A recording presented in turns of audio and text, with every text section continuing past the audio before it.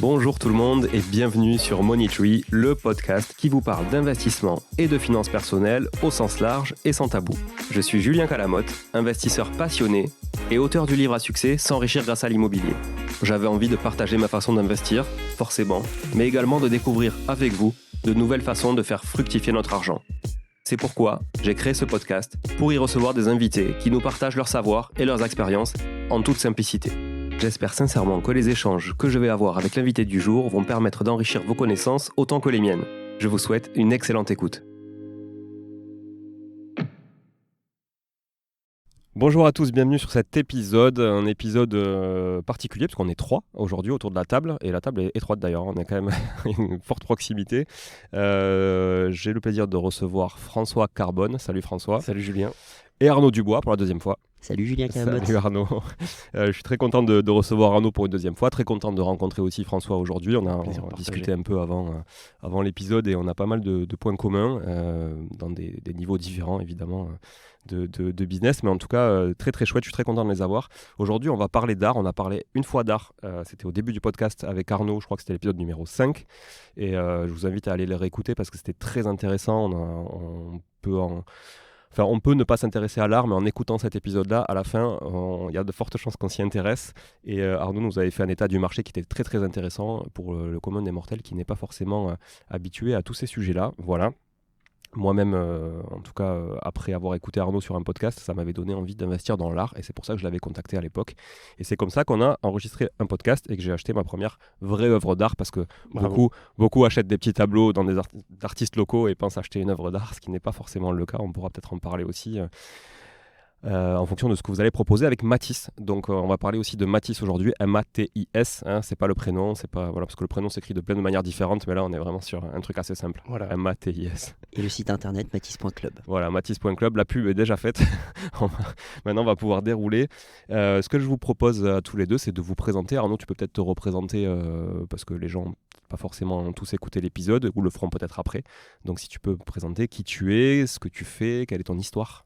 Je m'appelle Arnaud Dubois, j'ai 36 ans. J'ai créé une société de conseil en achat-vente d'œuvres d'art il y a un peu plus d'une dizaine d'années. Notre activité, elle consistait à conseiller des clients dans l'achat, la valorisation, la vente de leurs œuvres d'art.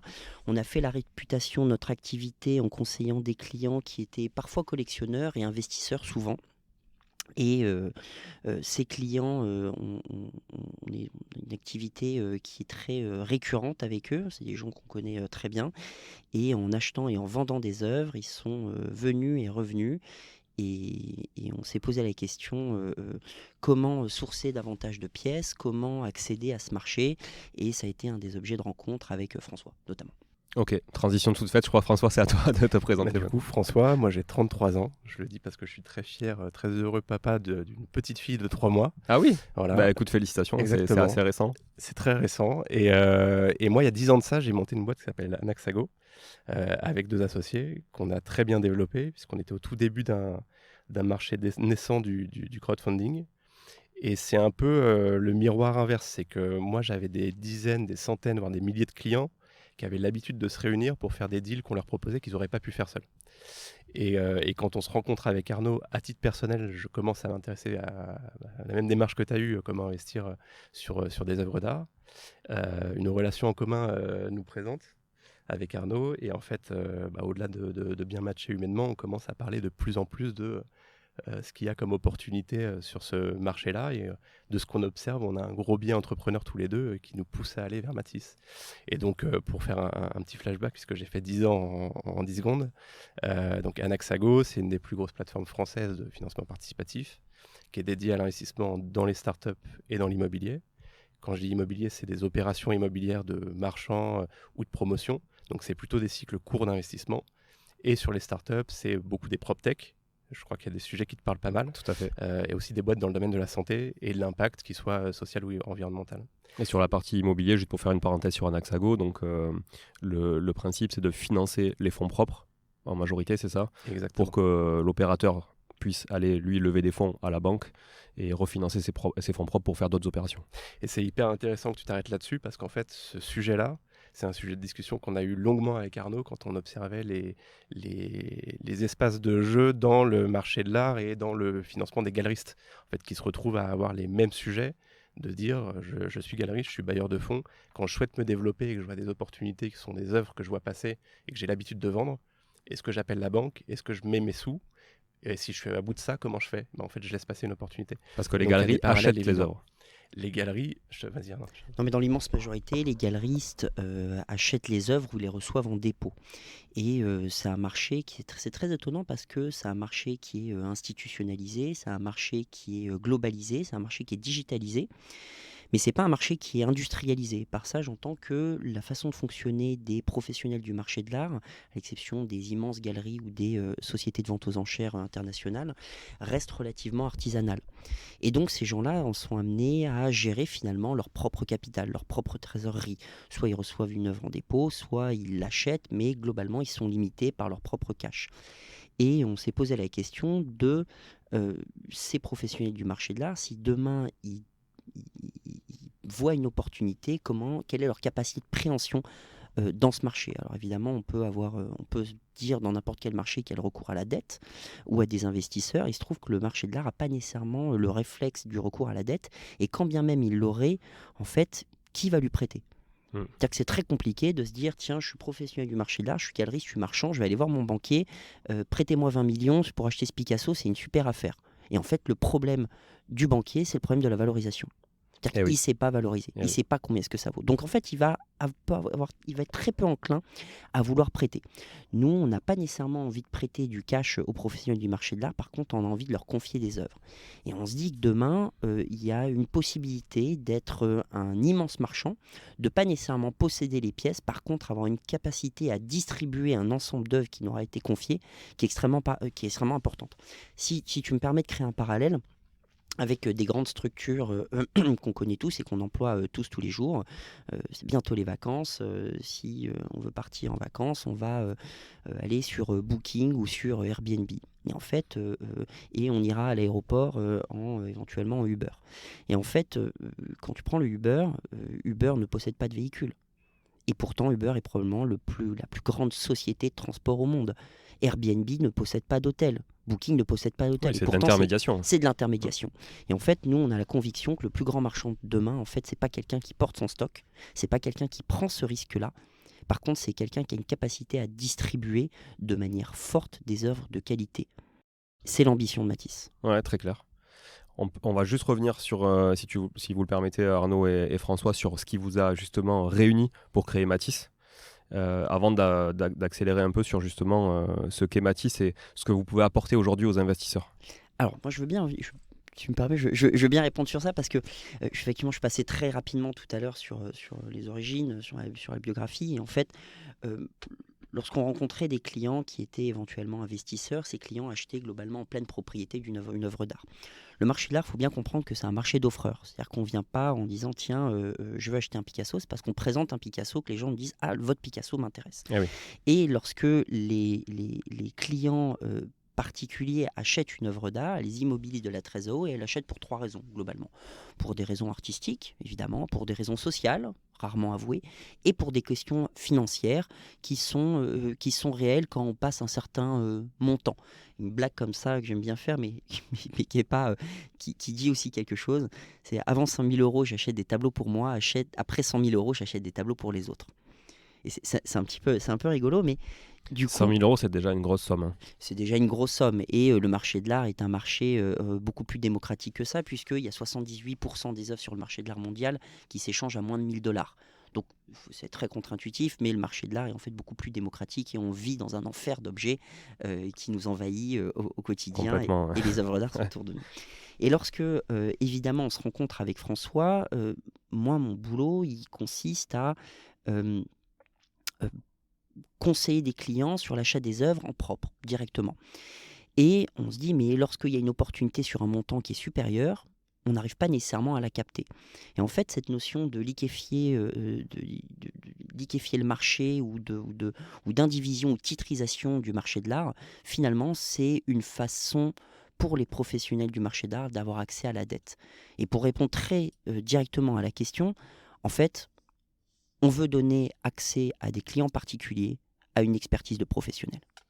Et tu comprends assez bien, puisque tu connais aussi l'environnement du financement participatif, que moi, quand j'ai cette discussion-là avec Arnaud, j'enclenche, mais tout de Ah bah suite. c'est sûr, Tout de suite. c'est sûr. À cette époque-là, moi, je dirigeais l'équipe marketing, l'équipe sales et l'équipe tech d'Anaxago. Et avant, j'avais fait quasiment tous les métiers, mais notamment, j'avais été un des gros artisans de la réglementation en France sur le financement participatif. Parce que j'avais présidé l'association professionnelle du secteur à son lancement, quand on a eu les agréments français. Et en fait, en 2022, je fais un petit détour par là, parce qu'en 2022, tu as un agrément qui est devenu à l'échelle européenne. Et donc, ce sujet de titrisation, de rendre plus liquide, accessible, quoi. Quand tu dis 100 000 euros, ça fait déjà un bon budget.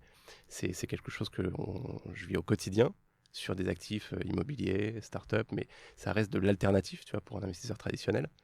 Et au fil de nos discussions, d'ailleurs, toi, tu avais pas mal travaillé dessus, on voit que tu as très peu de fonds d'investissement dans l'art. Généralement, les fonds qui existent, ils sont accessibles à partir de 100 000 euros à des investisseurs avertis. Et tu as eu 1-2 générations, puis finalement, ils ont fermé parce que c'est trop anecdotique pour une banque privée. Est-ce qu'on peut faire le parallèle un peu avec les fonds de private equity, les gros fonds de private equity où les tickets d'entrée sont quand même aussi un petit peu élevés pour la plupart des auditeurs qui nous écoutent notamment? Tu as un parallèle qui peut être fait là-dessus sur le ticket d'entrée, complètement, et avec une tendance qui se développe et qui se renforce, quand tu prends l'exemple du private equity, qui est la logique de club deal. Ouais. Et là, c'est toutes les échelles d'investisseurs, de l'investisseur qui va investir quelques milliers d'euros par deal jusqu'à quelques millions d'euros par deal. Tu vois à tous ces niveaux-là des personnes qui vont plutôt chercher maintenant des deals que des fonds. Pas parce qu'ils n'aiment plus les fonds, ils continuent d'en faire, mais parce qu'ils vont trouver dans les deals unitairement une manière de vivre le deal ça peut sembler bête à dire, mais en fait c'est des retours qu'on a systématiquement, une manière de vivre le deal qui est plus plaisante pour eux. Et il y a un rationnel qui est justement irrationnel. Tu peux avoir des investisseurs qui ont l'habitude de prendre des lignes à 100 000 euros. Pour eux, un deal, c'est une ligne, un fonds, c'est une ligne. Ouais. Donc, et ça, c'est une tendance qui se renforce énormément. Donc, pas de fonds ou très peu de fonds d'investissement dans l'art au niveau européen. Et en France, un moyen de le faire qui est historiquement très compliqué. L'intermédiaire en biens divers, c'est proposer de vendre à la découpe en indivision des tableaux. En fait, c'est une galère infinie. Et surtout, ça ne peut pas être mis à l'échelle au niveau européen. Et donc, toute cette mécanique de finalement titrisation d'un actif qui est une opportunité pour le mettre dans un véhicule, le faire souscrire à plusieurs investisseurs et se projeter en Europe, c'est vraiment ça qu'on fait sur des œuvres que Arnaud et son équipe sourcent avec doigté. Parce que très paradoxalement, le prix des œuvres pourra augmenter et donner davantage de sécurité aux porteurs, mais la part, en fait, l'accessibilité à la part pourra baisser. Et en fait, on pourra être copropriétaire d'un tableau de Picasso à partir de 20 000 euros. C'est très intéressant. Non, mais c'est très intéressant, effectivement, cette accessibilité, je trouve, pour qui veut toucher au marché de l'art sans prendre le risque et pour qui aussi n'a pas forcément les moyens de le faire, comme tu dis, en pleine propriété, hein, parce que c'est quand même un gros morceau, même si tu le dis, 78% des œuvres sont en dessous de 1 000 $. Mais bon, on est d'accord qu'on en avait parlé dans l'épisode ensemble, pour avoir une œuvre qui se bonifie dans le temps et une valeur sûre, entre guillemets, même si rien n'est sûr puisqu'on ne présage pas du futur. Il faut quand même des œuvres qui sont plus à 40, 50, 60 000 euros minimum pour aller chercher quand même quelque chose d'assez intéressant. Si tu veux, je reviens un petit peu sur la segmentation du marché. On a 78% des œuvres qui s'échangent à moins de 1 000 $. On a un peu plus de 90% des œuvres qui s'échangent à moins de 50 000 $. Mais ces 90% des œuvres en volume représentent un peu moins de 10% du marché de l'art en valeur. Et en fait, c'est Pareto et c'est ce qu'on retrouve dans à peu près tous les marchés. Si vous voulez acheter des œuvres d'artistes internationaux et positionner sur un marché qui est plus liquide, oui, il faudra acheter des pièces ou viser des segments d'investissement entre 30 et 50 000 euros, ce qui vous permet de commencer à envisager des grandes pièces de petits artistes ou des petites pièces de grands artistes. Et là, commencer à évoluer sur un marché international. Mais tu as des aspects de marché, mais tu vois, par rapport à ta question sur le prix ou sur le bon deal segmenté par le prix, au départ, j'avais plein d'idées reçues. Et quand j'ai commencé à travailler à Arnaud, je me suis forgé j'ai vraiment beaucoup plus compris là où était l'opportunité. Et je trouve que c'est beaucoup plus dans le fait d'investir aux côtés de pros. Je te prends un parallèle dans l'immobilier. C'est pas parce que tu connais les prix de l'immobilier au mètre carré à Toulouse, à Paris ou à Marseille que tu auras accès aux meilleures opérations de marchand de cette ville-là.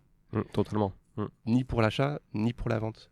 Et en fait, quand tu vois la façon dont ce métier est exercé, le métier de marchand d'art, C'est un métier de négoce, il faut sourcer, il faut négocier, il faut valoriser les actifs et placer les œuvres dans leur contexte artistique, etc. Et ce travail-là, c'est là que tu vas chercher vraiment la plus-value. Donc tu as des grosses tendances, et Arnaud, tu es 10 fois mieux placé que moi pour en parler. Tu as des grosses tendances, tu as des segments de marché qui sont plus liquides, il y a tout un rationnel qui est mis là-dedans. Mais en fait, ce qui va compter le plus, c'est de donner un accès à des opérations de marchands d'art en fait, que tu n'avais aucun moyen de faire, parce que la typologie d'investisseurs qui n'est pas familier avec ce marché-là, à qui on s'adresse, à qui on parle, leur première expérience, voire leur seule expérience d'achat d'art, c'est principalement dans des galeries de premier marché. Et donc, peut-être qu'on n'aura pas le temps de développer tout ce que ça implique, mais ça veut dire quand même qu'ils sont assez loin de pouvoir remonter le courant et d'aller plutôt sur des opérations ou de marchands où tu as cette plus-value à réaliser. Si on doit continuer à segmenter le marché, on a une œuvre sur deux qui a été réalisée par un artiste américain, et il y a à peu près 94% des œuvres dans le marché de l'art mondial qui s'échangent, qui ont été réalisées après 1870. Donc globalement, et évidemment, vous allez comprendre la cible d'artistes et d'œuvres qui va être la nôtre, c'est plutôt des artistes occidentaux, plutôt du XXe siècle, et plutôt les plus grands artistes du monde, les 200-300 plus grands artistes du monde, sur des noms que vous connaissez très bien, comme Warhol, Picasso, Soulages, etc. Avec des perspectives de liquidité qui sont donc internationales, et qui permettent aussi demain un horizon de sortie à combien, c'est ça, combien, parce qu'on faisait le parallèle tout à l'heure avec le private equity. En private equity, on dit grosso modo que c'est autour de 10 ans, la sortie entre 5 et 10 ans. Vous êtes sur quel horizon d'investissement justement? J'adore toutes ces questions, parce qu'en réalité, c'est des sujets qui ont été les nôtres assez immédiatement.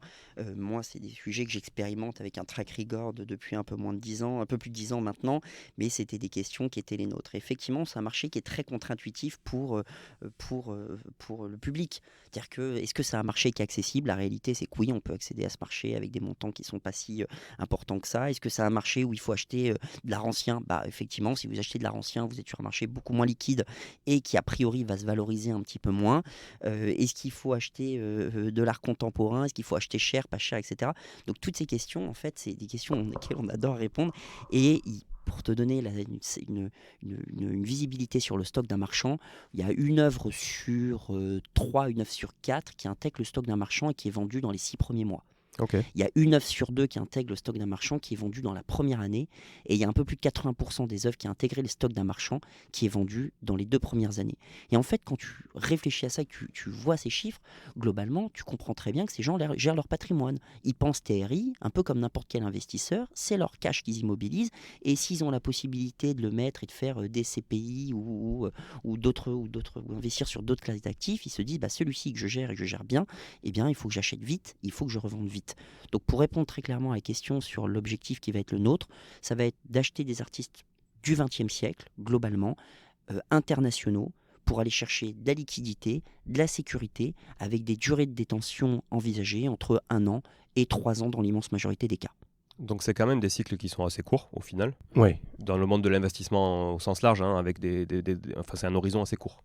En moyenne, tu es à 2 ans, et j'en parlerai plus facilement que toi, mais sur le track record d'Arnaud, le quart des œuvres qui se sont vendues le plus vite, elles se sont vendues en 8 mois. Ouais. Et le quart des œuvres qui se sont vendues le plus longtemps, elles se sont vendues en un peu moins de 4 ans. Donc tu es vraiment dans ces grands ratios de l'activité de marchand. Tu es sur des cycles assez courts, avec une différence par rapport au parallèle que tu prends, c'est qu'il n'y a pas d'échéance contractuelle. Donc en fait, tu auras des bonnes nouvelles à peu près tous les ans quand tu fais 5-10 investissements sur ce genre d'opération. Mais ça veut dire, Arnaud, que le Lasker que j'ai acheté, c'est déjà trop tard et que j'aurais dû le vendre avant, c'est ça? Non, parce que ça c'est un marché, ça c'est un marché qui va continuer à s'apprécier. Je sais qu'on a eu l'occasion souvent de parler de Lasker ou de Peter Halley. C'est des marchés qui sont pas du tout matures encore, ou pas du tout suffisamment matures. Et Lasker et Peter Halley font partie des artistes iconiques des années 80-90 et continuent à renforcer le marché de Lasker plutôt qu'à liquider. Tu dis pas ça pour me rassurer. Hein. Non, je te rachète quand tu veux. Ok. Pour l'instant, je veux pas, mais ok, on en reparlera. Alors, on va se mettre. On a fait un bon tour d'horizon sur le marché de l'art, et ce qui vous a du coup amené justement à créer Matisse pour démocratiser et rendre plus accessible le marché de l'art, si on résume en 2 phrases. Et rassurer les porteurs. Et rassurer les Et porteurs rassurer les aussi, investisseurs. en s'appuyant sur des professionnels dont vous faites partie, pour justement toute la partie investissement, financement, participatif notamment, et deux, avec toi Arnaud aussi, sur le domaine vraiment de l'art au sens large, puisque c'est vraiment ton dada. Concrètement, drôle. je suis un auditeur. Hein, C'est drôle. C'est ton dada, c'est pas mal. c'est ton dada. Ouais, C'est ton pas mal. dada. Je suis investisseur. J'écoute Money Tree toutes les semaines. J'espère que vous écoutez toutes les semaines d'ailleurs, ceux qui nous écoutent. J'ai, on va dire, entre 1000 et 5000 euros à placer. J'aimerais diversifier mon épargne un peu et mes placements. Et je voudrais investir dans l'art grâce à vous parce que j'y connais absolument rien, mais je vous fais confiance. Comment ça se passe concrètement ?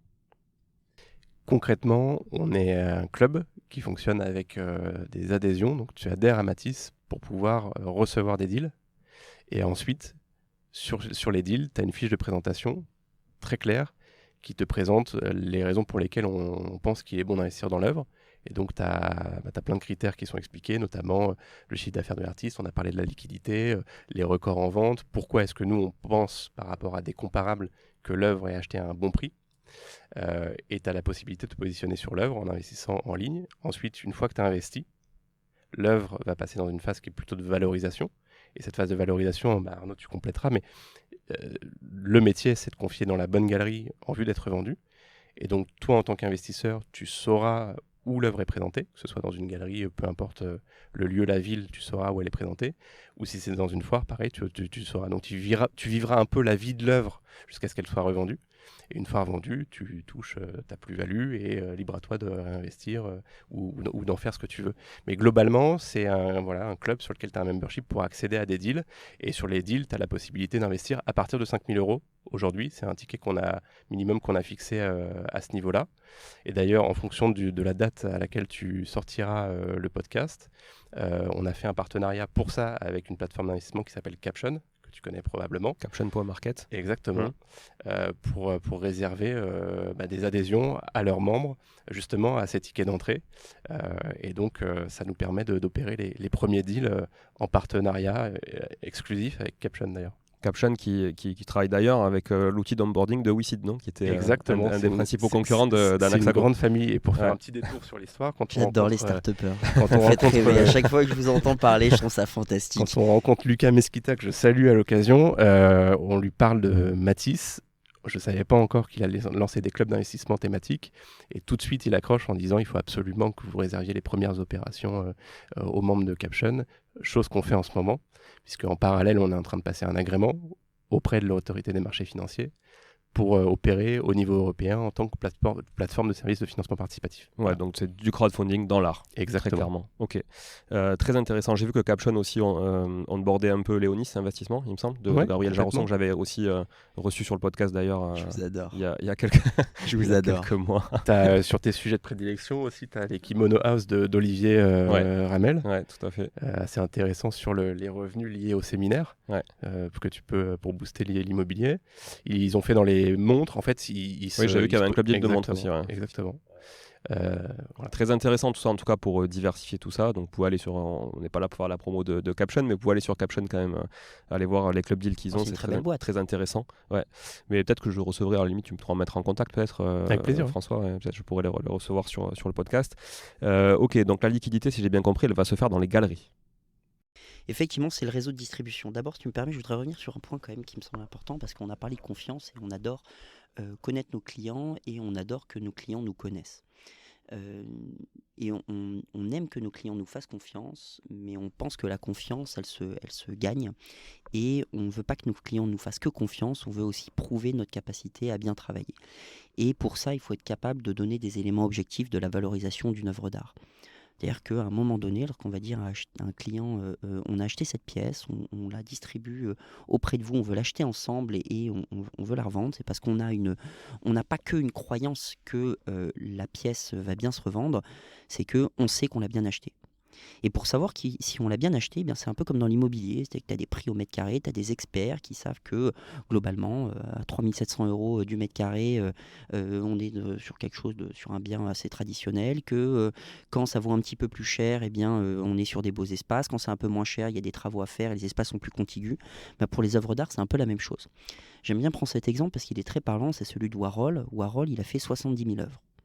70 000 œuvres. C'est-à-dire que les types, c'est des banques centrales. C'est monstrueux. Hein. C'est monstrueux. Ouais. Là, il y a des pièces qui vont passer en Quand vente tu aux divises enchères. ça en nombre d'années, en nombre Et bah, de t'as jours, tout compris. Ah ouais. T'as tout compris. Tu prends un artiste comme Basquiat. Basquiat, il est né en 1960. Il commence à bosser en 1980. Il décède en 88 d'une overdose de crack. Ok, tu sais, c'est Génération SIDA, etc. Ouais, avec ouais. Keith Haring, etc. Ross Bleckner, tous ces gens qui s'intéressent à ces problématiques et qui sont d'actualité dans ce postmodernisme. Et en fait, en 8 ans, il fait 8000 pièces. 8000 pièces et 8 pièces par an. C'est 1000 pièces par an, c'est 3 pièces par jour. C'est fou. C'est fou. 3 pièces par jour. Donc ces types, si tu veux, et le record du monde de Basquiat, au passage, c'est quand même 120 millions de dollars. Ouais. Tu vois, Ouais. le record du monde de Picasso, ça peut être des tableaux qui peuvent se vendre à 250 millions de dollars. J'aurais dû mettre mes chaussettes Basquiat, j'ai des chaussettes Basquiat. J'aurais dû les mettre aujourd'hui. Elles m'ont coûté bien moins cher. C'est vrai qu'on voit de plus en plus de Woody aussi, Keith Haring. Ouais, non mais ça se démocratise. C'est là où tu vois que ça se démocratise un peu aussi. Alors ça c'est incontestable, c'est des marchés qui sont... j'aime bien faire le parallèle avec le marché du luxe parce que je crois et je suis à peu près convaincu de ce truc-là, c'est que les œuvres d'art sont le luxe le plus contemporain. Et si on revient à Basquiat, à Warhol ou à Picasso c'est 60 000 pièces. Donc si tu prends un Basquiat, un Picasso, ils ont en commun, un, de faire partie des top 10 des artistes les plus vendus avec le plus de chiffre d'affaires, et deux, d'avoir un volume stratosphérique. Ouais. Et en fait, quand tu regardes tous les artistes dans le monde qui vendent beaucoup, qui ont des gros chiffres d'affaires et qui font des gros résultats de vente, ce sont dans l'immense majorité des cas, quasi exclusivement des artistes qui ont énormément produit. Donc déjà, c'est pas la rareté qui fait la valeur, mais c'est la rareté, c'est pas qui fait la valeur de l'œuvre, mais c'est la quantité de pièces qui permet de déjà de bien valoriser. Parce qu'une œuvre qui peut ressembler à une autre œuvre, qui peut ressembler à une autre œuvre, ça donne des éléments de comparatif. Et pour nous qui sommes spécialistes du marché de l'art, très vite, on sait combien est-ce que ça vaut. Tu regardes le prix au mètre carré, tu sais combien ça vaut parce que tu as des résultats notaires. Eh bien, les commissaires-priseurs qui tapent au marteau et qui donnent le prix d'une œuvre d'art sont des officiers du ministère public. Et ces gens-là, c'est comme des notaires. Nous, notre boulot, il est de passer notre temps à étudier les résultats de vente et des résultats de vente qui ne se passent pas qu'à Paris, à Londres ou à Tokyo. C'est mondial. Donc, on évolue sur un échiquier mondial avec des résultats de vente qui nous sautent aux yeux tous les jours. Notre boulot, c'est d'engranger cette donnée et très rapidement, on sait combien ça vaut. Et pour revenir à l'investisseur, on veut qu'il ait confiance en nous et on aime avoir confiance en lui, mais on veut qu'il le sache. Et la meilleure façon de savoir s'il a bien acheté, c'est de regarder les résultats de vente aux enchères. On ne va pas lui faire une vente, c'est lui qui saura qu'il a bien acheté. Et ça, c'est super. Et la meilleure preuve pour nous, c'est, tu vois, sur le premier deal, on a un commissaire-priseur, on a un galeriste, on a un très grand collectionneur. Et donc, c'est des personnes qui ont une vision et une information sur le prix. Donc pour nous, c'est aussi un gage de confiance sur le fait que ce qu'on propose, ce qu'on source et ce qu'on explique est de qualité tout simplement. Donc là, vous sourcez cette œuvre, vous donnez la valorisation, un pitch, vous pitchez un peu sur l'œuvre, ouais, comme tu le fais en fait quand tu me proposes des œuvres en direct. Mais c'est très objectif. On a une pièce, elle a été achetée tant, on pense que ça va se vendre tant, on va la distribuer par tel type de canal. La pièce, vous l'achetez avant ? En fait, tu es dans une activité de marketplace. Donc, on doit s'assurer que s'il faut l'acheter, elle est achetée. Donc, on s'en assure. Ouais. Donc, vous faites l'avance quand même. C'est-à-dire que vous portez le risque, entre guillemets. Oui. On est prêt à le faire. Okay. C'est-à-dire que ça se présente peu, mais s'il faut le faire, on le fait. Okay. Et on est rassuré parce qu'en fait, si potentiellement on ne vend pas, c'est nous qui prenons la plus-value au moment de la vente. Oui, mais ce qui est un gage de confiance au final. Ah oui, c'est sûr. Voilà, okay. Et après, ayant de l'activité depuis plusieurs années sur ce marché-là, il y a aussi une confiance et des délais qui permettent de piloter entre le moment de l'achat et le moment de la collecte de l'œuvre. Oui, typiquement sur une vente aux enchères, tu es quand même informé bien en amont. Exactement. Tu peux préparer ton achat par tranquillement. exemple. Ouais. Okay. Et à titre perso, on investit dessus. Moi, j'investis 25 000 sur chaque œuvre. Ok. Ouais, donc ça veut dire que tu portes le risque avec les autres investisseurs, ce qui est intéressant. Comme un opérateur immobilier porte le risque. Parce qu'il veut récupérer le gain, surtout, pour porter le risque. Non, mais Parce que tu sais, le biais français, c'est d'abord je vois le risque et après je vois l'opportunité. Tu vois, à la différence des Américains où d'abord je vois l'opportunité et après je vois le Mais en risque. fait, c'est très amusant parce que moi, je suis très riscophobe en réalité. Et je suis pas, si tu veux, le monde des startups, etc. Je vois des choses qui, pour moi, m'amusent beaucoup parce que j'ai des copains qui autour de nous et puis et qui, en fait, mettent des billes qui sont quand même. Mais même toi, même vous, en fait, mettez des billes qui sont conséquentes sur des projets. Et en fait, je trouve ça fantastique avec une visibilité qui est plutôt, je trouve, de l'ordre de la croyance. Mm, mm. Mais en fait, moi, le marché de Picasso, si vous voulez, ça fait 80 ans qu'il existe. Ça fait Ouais, 60 ouais. tu vois ce Non, que mais je veux dire? c'est juste Ça fait incroyable. 100 ans qu'il existe ce marché. Ouais. Donc en fait, moi j'ai des résultats de vente aux enchères depuis 100 ans. Demain, potentiellement, je ne sais pas où sera l'action Tesla. Mais par contre, je peux t'assurer que dans 100 ans, on continuera à acheter et vendre des Picasso. Ouais, ouais. Franchement, c'est très juste ce que tu dis, Arnaud, parce qu'effectivement, des fois, on investit dans des choses parce qu'on y croit, on a une intuition, etc. Mais effectivement, ça reste du domaine très subjectif. Et là, ça reste plus objectif quand tu regardes le marché effectivement de Picasso. Picasso, ça parle à tout le monde. Après, là où effectivement les gens vont plus se poser des questions, c'est sur des artistes qui sont beaucoup moins connus du commun des mortels. Parce que bon, tu parles de Picasso, tu parles d'un Van Gogh, tu parles tout ça, Ouais, c'est mais connu. globalement, ça va être notre marché. C'est-à-dire qu'on va se positionner sur des artistes qui sont les plus grands artistes du monde, les plus. Tous les artistes sur lesquels on va se positionner vont être des gens qui ont marqué leur civilisation, qui ont anticipé, qui ont compris au plus mauvais, ils ont été une photographie de leur temps. Au mieux, ils ont anticipé la civilisation à venir. C'est quoi le montant des œuvres que vous visez sur ce marché-là? Entre 500 000 et 10 millions. Ok. Et pourquoi ce montant-là? Alors, c'est entre 500 000 et 10 millions. Ça veut dire d'abord que c'est des gens c'est des artistes dont les transactions sur des records peuvent se faire à 100 ou 200 millions de dollars. C'est pas le sujet. C'est plutôt de dire que dans un cadre de liquidité de l'actif, entre 500 000 et 10 millions, on vend beaucoup plus facilement que sur une pièce qui va être un chef-d'œuvre à 50 millions de dollars. Ouais, compris. Alors, vous achetez l'œuvre. Elle passe sur Caption en l'occurrence maintenant. Après, effectivement, elle passera potentiellement sur votre propre plateforme. Elle va être mise en vente sur des galeries, etc. au bout d'un certain temps. En attendant, elle est stockée où si elle n'est pas stockée dans des galeries? Alors, notre but, il est de revendre cette pièce dans les meilleures conditions possibles. Donc, pour ça, il faut diminuer la durée de détention et enlever tous les éléments, j'allais dire, polluants qui viennent gréver la potentielle rentabilité. Et donc, pour ça, tous les éléments de stockage, d'encadrement, de valorisation, de transport, etc., on essaie le plus possible de les faire porter par les distributeurs. En d'autres termes, on achète une pièce, on rencontre pièce de Yves Klein à 1,5 million. On pense que c'est une pièce et qui va se revendre aux alentours des 2,5 millions ou 3 millions. Mais comment on le sait? Parce qu'on regarde des résultats de vente passés et on voit que les œuvres similaires eh bien, s'échangent entre 2, 3, 4 millions, etc. Qu'entre-temps, il y a des records du monde, etc. Et que le marché continue à être haussier. Donc toi, ta plus-value, tu l'as fait déjà à l'achat, hein, comme souvent dans l'immobilier d'ailleurs, tu l'as fait à l'achat avec une perspective supplémentaire sur le temps de portage du projet qui peut venir s'ajouter, mais en fait, votre marge, vous la prenez vraiment à l'achat, quoi. Oui, l'idée c'est de moins spéculer sur le marché à venir, mais plutôt que battre le marché à l'acquisition. Ouais, c'est ça. On a une formule que quelqu'un de l'équipe utilise et que je reprends tout le temps maintenant. En fait, c'est que tu as 50% de la plus-value qui est fait à l'achat, 50% à la vente. Et c'est une réalité. Ah quand même, du coup c'est quand même... Ce que ça traduit, c'est que le fait tu sais que c'est une bonne opération à l'achat, mais après il faut quand même bosser et travailler la revente. C'est vraiment ça que ça traduit, c'est que c'est deux éléments du travail qui vont vraiment faire la plus-value. Mais oui, Arnaud est surexcité quand on fait des achats parce qu'il sait que c'est une bonne affaire. Et donc en fait, dès que la pièce va être achetée, elle va directement être conduite chez un distributeur. Ok, donc c'est le distributeur, c'est déjà la porte de sortie finalement qui stocke l'œuvre. Mais il la distribue.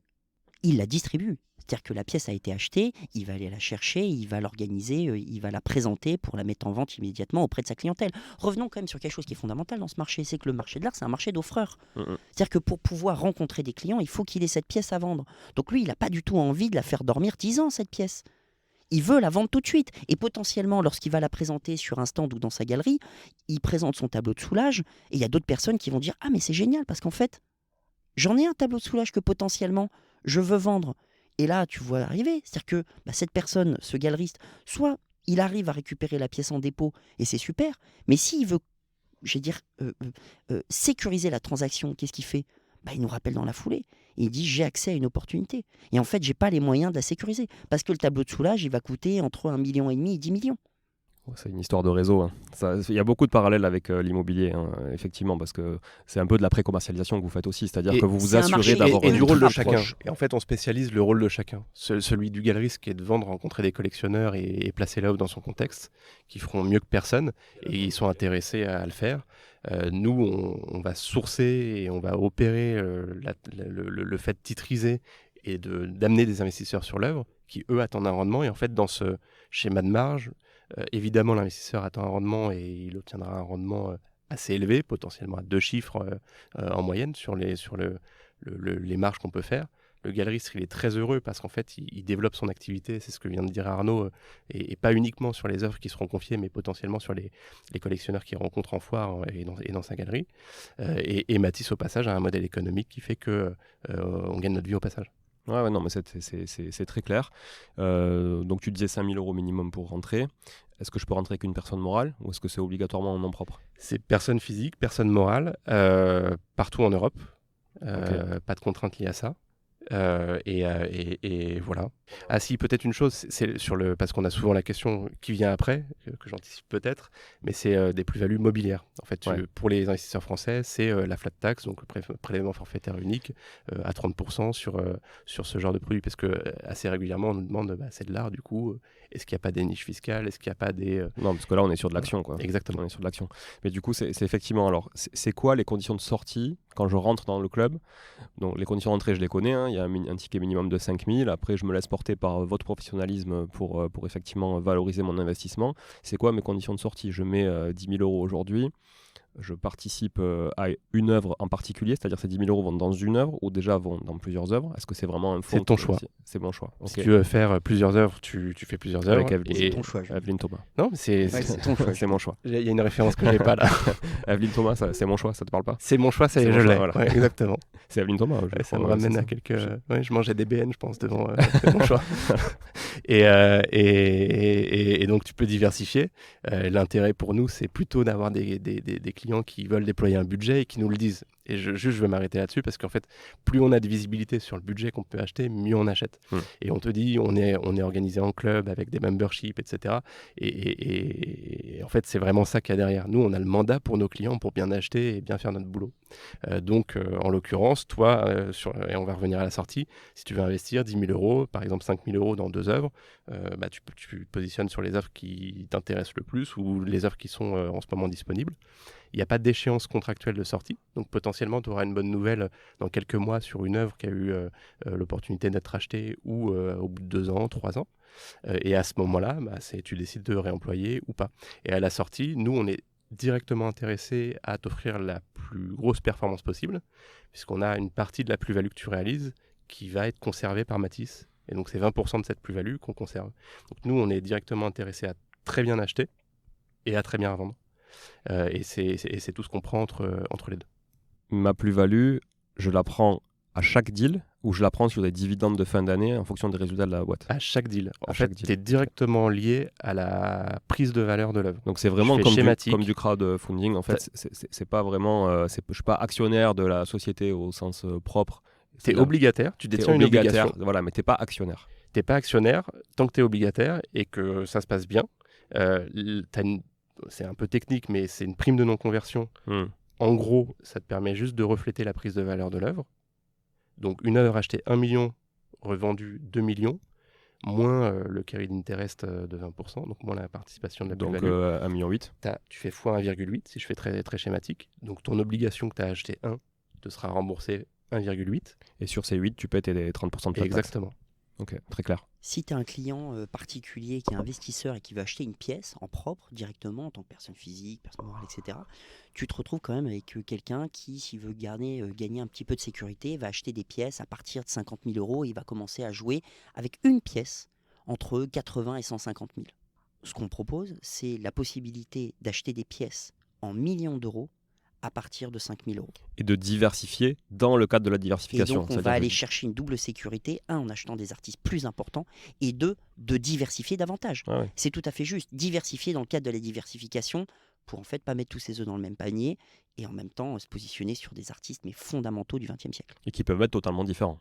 Tout à fait. En matière d'approche, en matière de pricing sur Tout le à marché, fait. etc. Et ça, vous le retrouvez, cette information, dans le deal sheet, avec une perspective, il y a une thèse d'investissement. Est-ce qu'on pense que c'est une pièce qu'on va ressortir dans 1 an? Est-ce qu'on pense que c'est une pièce qu'on va ressortir dans 3 ans? Avec quel degré de rentabilité attendu, etc. Et quel niveau de risque?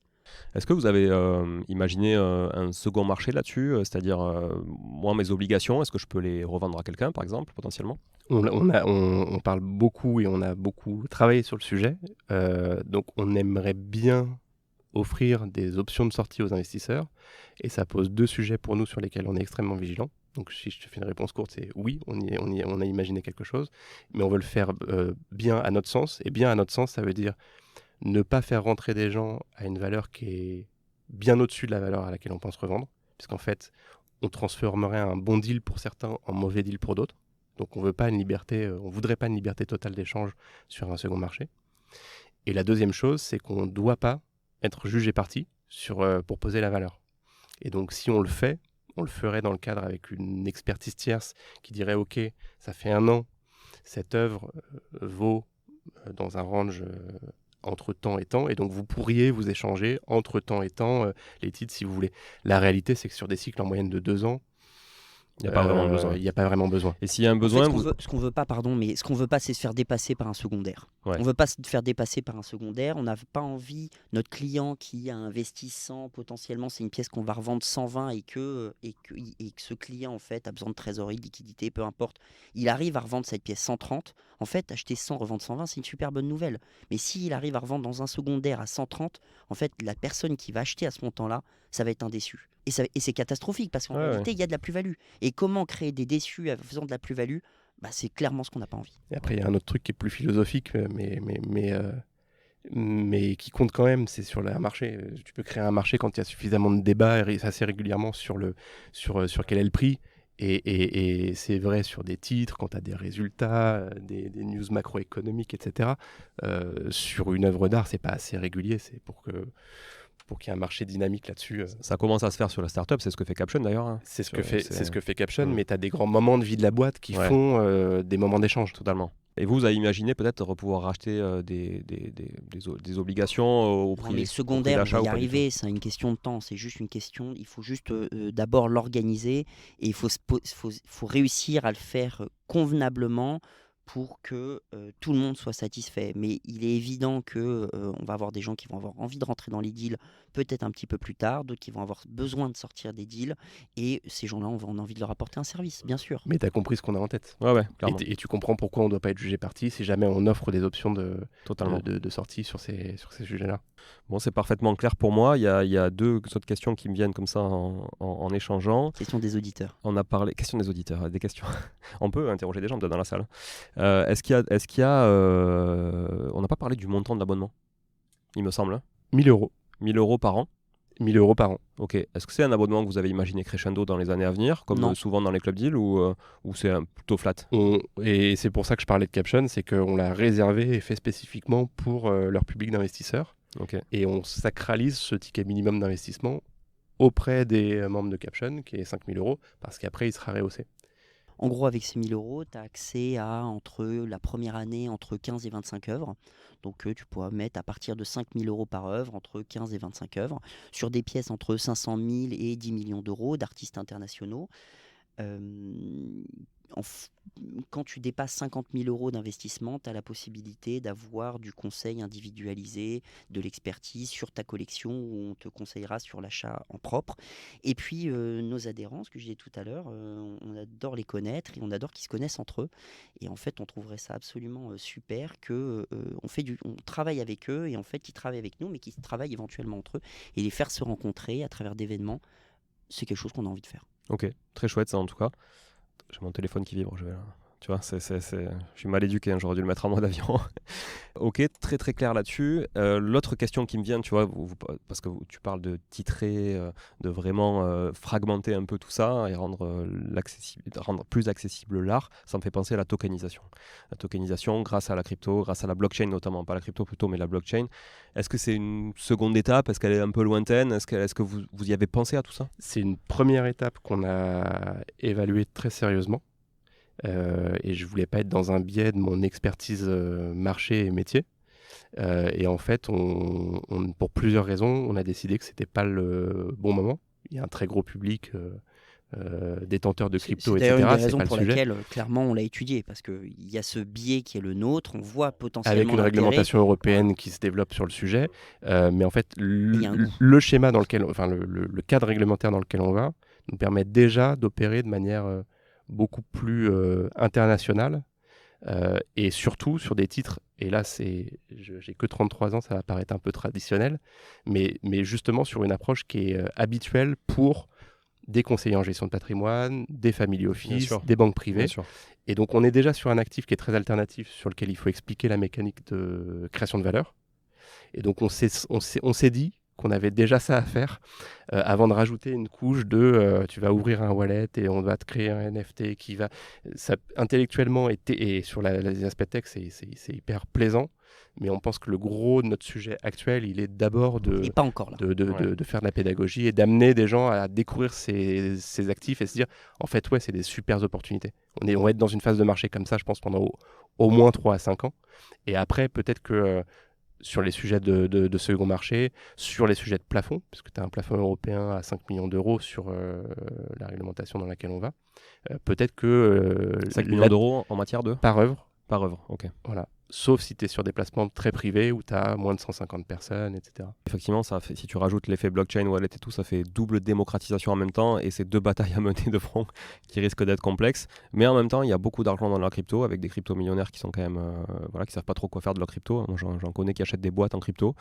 Bon, après, ça passe par la flat tax évidemment quand tu convertis, mais il y a beaucoup d'argent quand même aussi dans le monde de la crypto et ça peut être intéressant quand tu vois que des gens sont prêts à payer très cher des NFT qui sont des tableaux virtuels parfois, de peut-être le rendre justement physique et de concrétiser un petit peu ça en liant les deux mondes. D'abord, on voit l'intérêt, on voit l'intérêt. Ensuite, je vais dire pour le produit, hein, pour Matisse, incontestable, on voit l'intérêt également et le goût des clients. Après, on a envie de bien le faire. Et on pense que pour le moment, c'est pas encore le moment, pas un bon momentum pour ça. Ça arrivera nécessairement. Ouais, ok. C'est un peu le sens de l'histoire. J'avais reçu c'est le sens de Jean-Marc Jacobson sur Realty qui tokenise l'immobilier aussi. Très compliqué à faire en France avec notamment la réglementation pour l'instant, mais il y a une vraie volonté aussi de faire ça dans l'immobilier. Ok, très très clair. Est-ce que vous voyez quelque chose à ajouter, messieurs ? On pourrait rajouter au moins 1 heure, mais on le fera ensemble. Ok, avec grand plaisir. Donc si vous êtes intéressé par le sujet, matisse.club, là je crois que sur le site aujourd'hui vous collectez juste des données, c'est ça ? Pour envoyer des informations à des intéressés. Sinon sur Caption on peut aller prendre des infos. J'ai vu qu'il y avait un deck de présentation. Les adhésions sont ouvertes et les adhérents là reçoivent le premier deal qui leur est dédié mi-mai. Ok, donc sur caption.market, vous pouvez aller le retrouver, vous allez dans Club, je crois dans le menu c'est Club Deal, et vous allez retrouver le matisse.club et toutes les informations. En tout cas, merci beaucoup pour votre temps aujourd'hui, de me recevoir ici aussi. Merci Julien Calamotte. Merci beaucoup. Merci Arnaud Dubois, et merci François Carbone. On a plein de choses à se dire, on va le dire en off, je pense ça sera intéressant d'échanger encore un quart d'heure après l'enregistrement. Merci encore aux auditeurs d'être là. Et j'espère que ça leur a plu, et que ça leur donne des idées. J'en suis certain Arnaud. On est toujours hyper dispo. J'en suis certain. Et je pense que ça en convertira certains d'entre eux avec des tickets minimum à 5 000 €. Alors 5 000 €, c'est beaucoup d'argent pour beaucoup de personnes, mais c'est aussi à la fois accessible pour toucher le monde de l'art. Comme tu dis, des œuvres entre 500 000 € et 10 millions d'euros, c'est assez inaccessible pour le commun des mortels. Donc là, c'est le moyen de toucher un peu le bout du doigt. Le seul point négatif, je le dis quand même, c'est que tu peux pas avoir l'œuvre accrochée à ton mur. Et ça, pour un passionné d'art, plutôt axe collectionneur qu'investisseur, ça peut manquer un petit peu. C'est vrai qu'on n'en a même pas parlé, mais ce sera pour finir.